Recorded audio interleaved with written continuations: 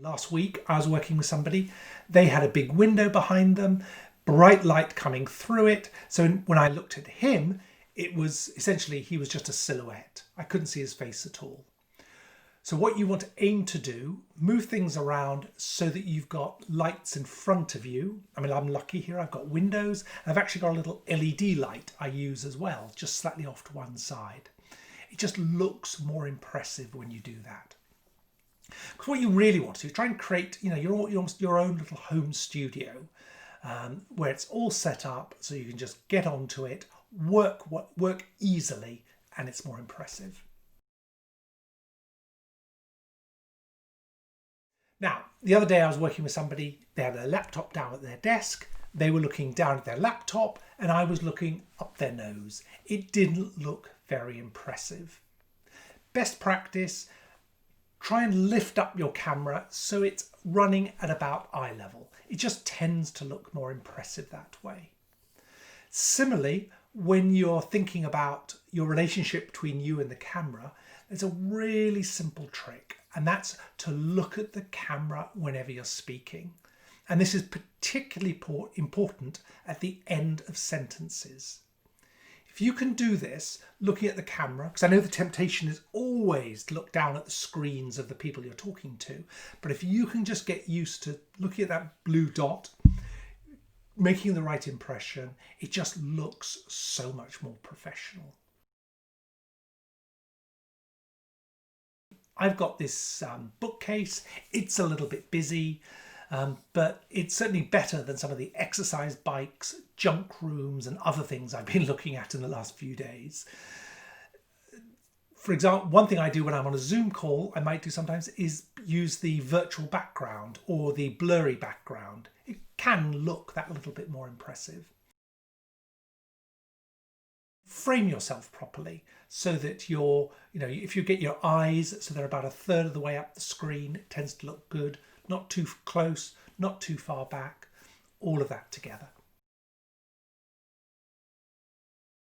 Now, a lot of modern laptops have pretty good microphones, and that might be enough for you. When I do it, I actually use a little separate microphone, one of these. It works well. Other options, you can use one of those in-ear things with a separate microphone. That can work well. A little lapel microphone.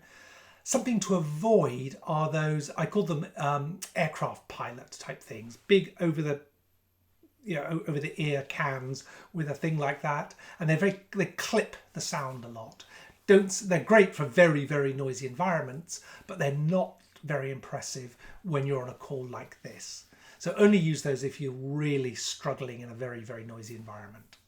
If you've got an echo, could be down to two things. One, you're in an echoey room, in which case use fabrics, use carpet, use a towel, something to stop vibration, like if you have a glass hard floor or a glass desk.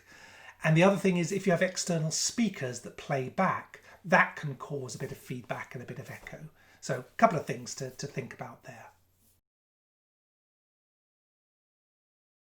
I'm sitting in a chair at the moment. I'm using an old media training trick, which is BBC, bum in the back of the chair.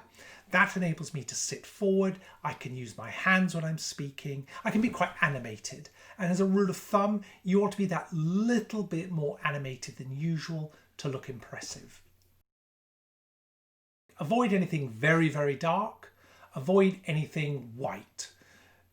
Choose something in between and avoid anything with very close checks. All those things tend not to look very good on camera. If you're unsure, best thing to do, video yourself. See what it looks like. Are you getting across the professionalism that you want to get across? Because this is all about, how you look in your new at-home workplace.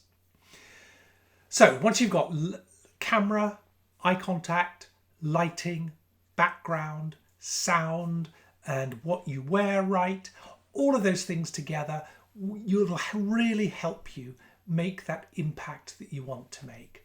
And with your in-home studio, you can really make the impact you want. So that might be enough. If you want a bit more help, if you want a bit of rehearsing to really get this right for yourself, give us a call at Benjamin Wall Associates and we can do a quick bit of coaching, one-on-one via Zoom. That works well. And with that, thank you very much and good luck with your next Zoom call.